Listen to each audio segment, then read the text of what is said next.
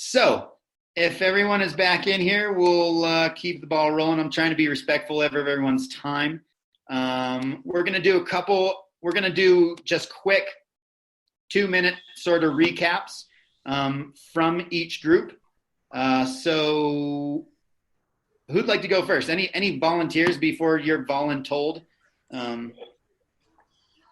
Josh, are you looking for anybody from any group, or you want the leaders to talk about it, or what? I'll be happy to cover the leaders do it? 4. Dean? Pardon me, Josh? Would you prefer the leaders do it? I don't know. Maybe if we want to go fast enough, we could have the leader set something up and then one person from the group back them up. I don't know. Sure. We're going first from the fundraising group. We've got Paige and Allison over in New Hampshire that wants to give a quick rundown on the fundraising chat. Do it, Paige and Allison. All right. Hello. Okay. So kind of had almost a captive audience with Randy. It was just Manuel from El Salvador with Christian Skaters and us. And we had some big take homes, I would say. Right now, because of COVID, one of our concerns was how do we get with anybody to do ministry partner development? But in fact, we were encouraged to use Zoom, get with people. Really, it saves you the cost of a cup of coffee or a dinner, and go ahead and meet with them anyway. And to not be afraid to ask. That a lot of people think that they should be going to churches or businesses or rich people. But in fact, ask everybody, anyone who has a heart for what God is doing, if they're a Christian and they don't even have to skate or surf or whatever it is that your calling is, but that if they have a heart for God, share what you're doing and how God called you to what you're doing and see if they'd like to support you. It was a reminder too that we've probably been asked many times by people through the years, and we don't ever have anything bad to think about them for being asked. And so we shouldn't feel bad about asking. And to put a dream together, not just be asking only for the pizza to be covered on your weekly meeting, but if you need a season pass to get up to the mountain and it's $1,000 to get up there, don't be afraid to put that into your budget, and because that's the cost of doing ministry.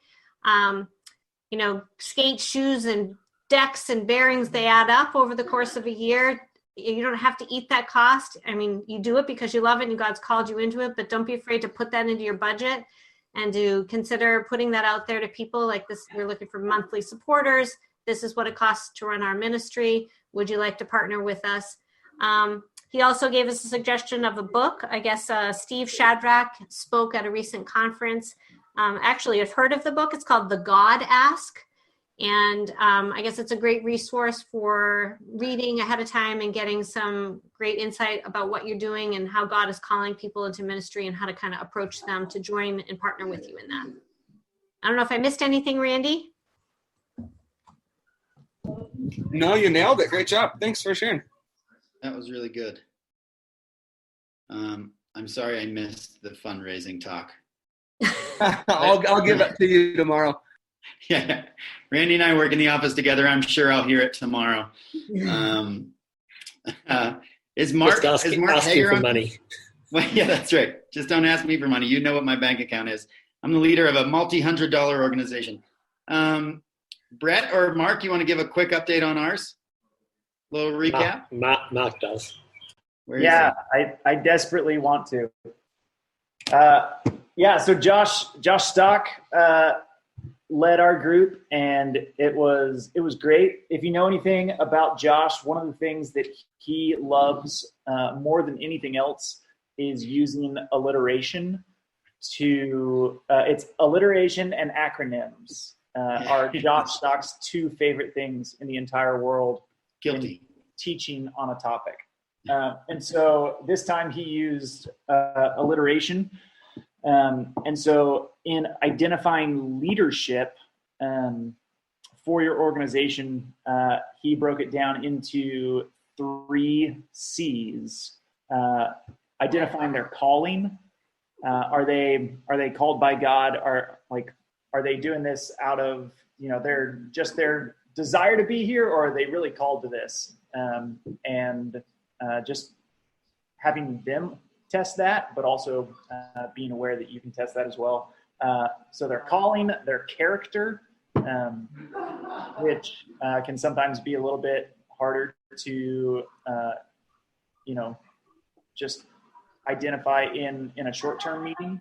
Sometimes that's a little bit more of a long play, but someone's character is going to come out in the way that they act, in the way that they show up, the way that they treat others.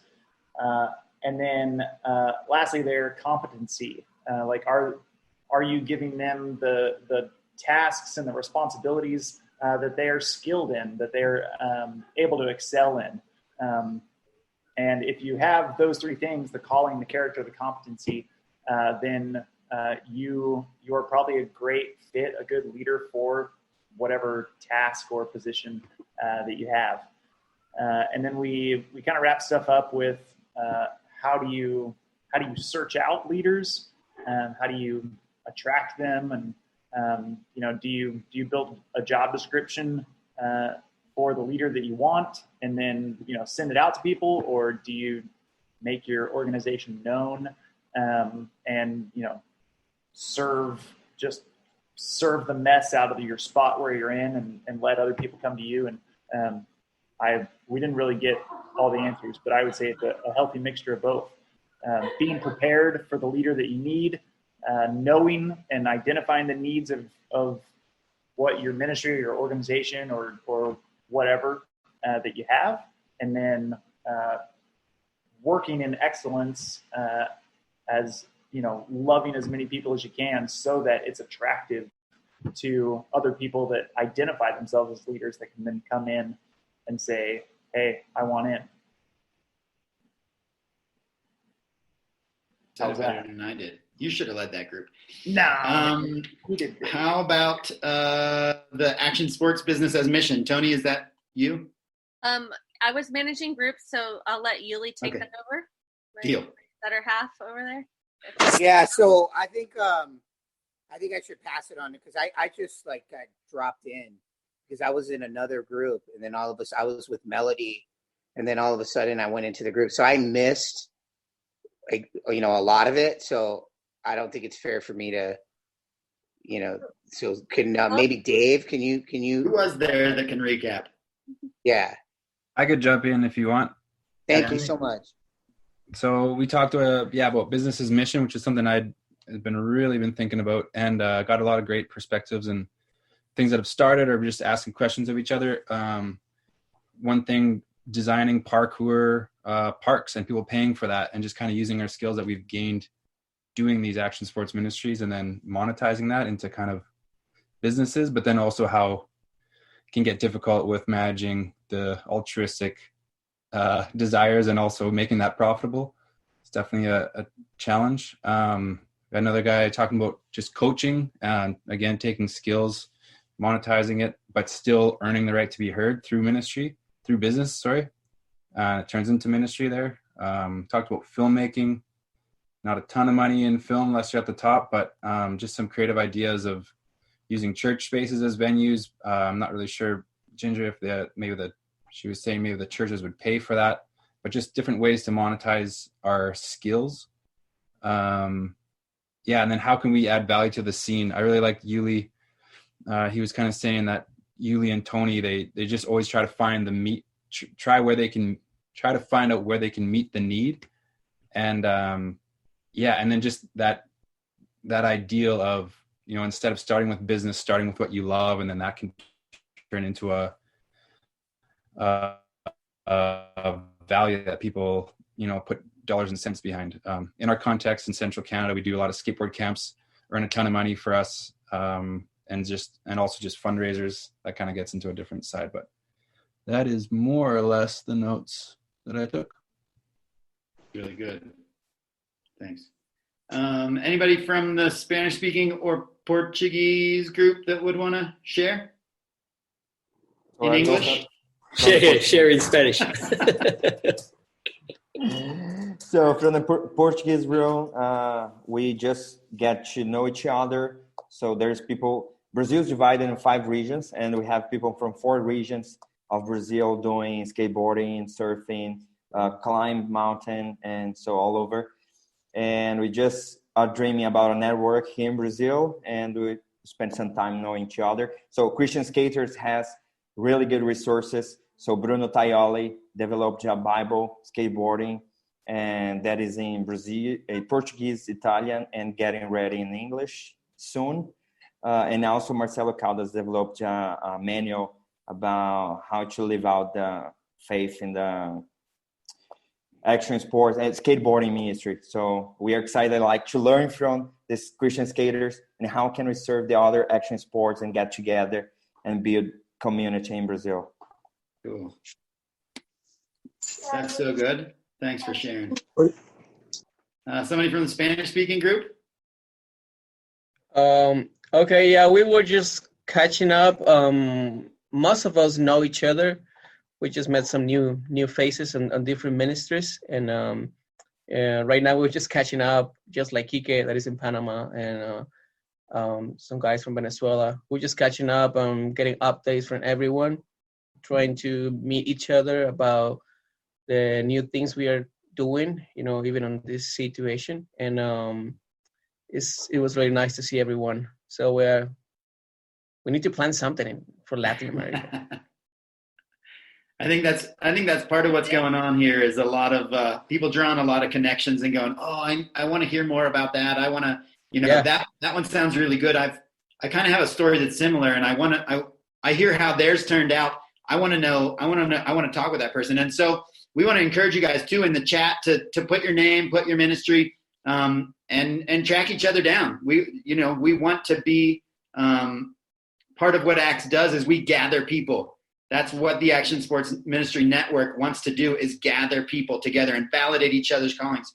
And so that's part of what we're doing. We're sharing resources. We're doing this thing together. So part of this, one of you said, oh, we just caught up or whatever, but that's really important.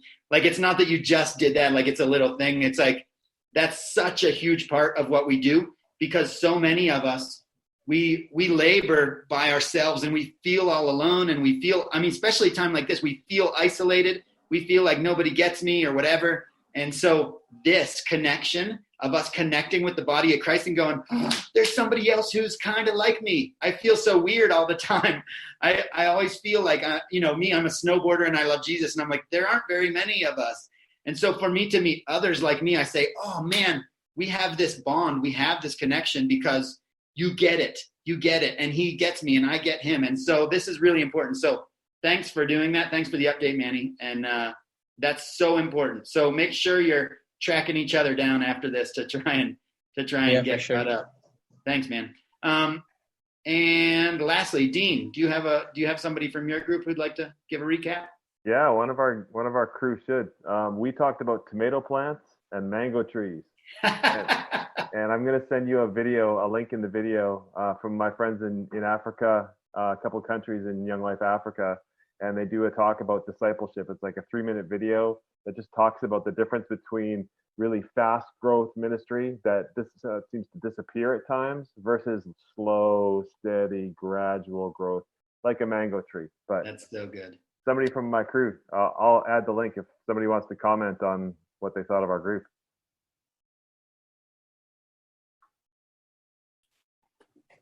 You're all on mute, so unmute yourself before you speak up. Mangoes taste way better than tomatoes, so let's go for the mangoes. I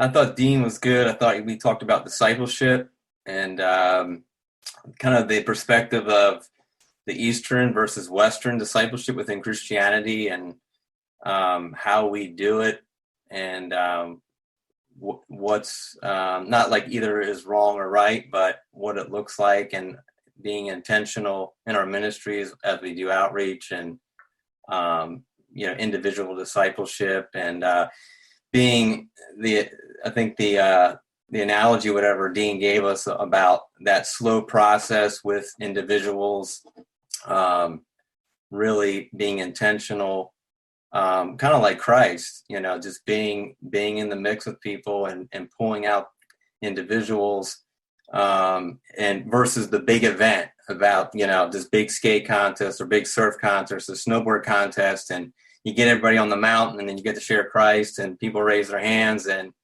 you put the numbers in your little, iPhone of 50 guys came to Christ. Wow, let's go home now.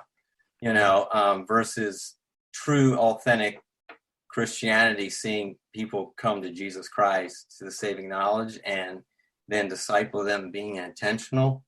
So that was kind of the discussion in a nutshell. And I know within skateboard ministry and my ministry, like it is in most action sports cultures, it's a long-term process. It's not a quick 1-2 punch, have a skate contest, kid comes to Christ, you pat him on the back, give him a skateboard sticker, and say, come to my church. You're investing in that kid's life, and to really see him come to the saving knowledge of Jesus, because I always look at especially in this day and age we're living in with this COVID, and it's kind of given me a chance to reflect on eternity, the value of eternity. And, we get scared of the crisis about COVID, about getting this pandemic or someone getting it and being sick. But really, the real crisis is separated from Christ for eternity. So when we approach these guys on the mountain or in the water, surfing or skating at the park or in the streets, and we approach them with Christ, do we really understand the crisis of these people not knowing Christ for eternity, being separated, and that's part of where discipleship comes in. I think the importance of that slow process of really investing. So that was kind of what I got out of it a little bit. And so. Yeah, that's so good. Dean, do you have anything to add? Other than the tree video link in there? Just watch the video and think about, let it wrestle with the system by which you disciple people. Not only how you disciple individuals, but look at your organization. What kind of a system, puts you in a place to disciple the way you do? And not that one is bad, one is good, but maybe there's another way to look at it. And what would need to change for you to change up your style a little bit? That's the big question that I'd like us to wrestle with. Yeah, that's so good. And yeah, we talked about that in our group too. It's like we're making disciples. We're not just trying to perpetuate our events and perpetuate our brand or whatever. We said, some of us confessed, I've been guilty of trying to just plug people in to my events to make our thing run well, instead of building disciples. And we know we've all been given the ministry of reconciliation. And so our goal is to help cultivate people's relationships with the Father, not bring people in to do this thing that I think needs to be done, but to help walk with people as they cultivate a good relationship and reconcile people back to their Creator. It is all about people. It's all about people. It's all about people. You can't say it enough. It's all about people, and not just numbers. Like John said, Jesus, he had 5,000 people and he ran away. He took off. He jumped in a boat. Like, sometimes we look at those numbers, we go, man, that's attractive because that numbers mean success, when lives mean success, and it's people. It's all about people. So I'm going to respect our time. I'm going to wrap us up in prayer here, and we'll have a couple minutes to hang out if anybody wants to hang. But let me just say a quick prayer over all of us, if that's okay. Josh, do you want us to break out into small groups after we pray, just to pray again for each other and challenge each other, or it's up to you? We did a little bit of that in our first one, but if people want to do that, we can. No problem. I was going to say, you could just have us break out for 5 minutes and pray, and then we just come back and we wrap it up. Sure, you want to do that? Yep, I have it ready if you want to. I have everybody ready to go for 5 minutes. Perfect. Oh, let's do that. Okay. I'd rather do that than listen to you. Okay, I'm sending everybody off. Hopefully, Deal. it works well.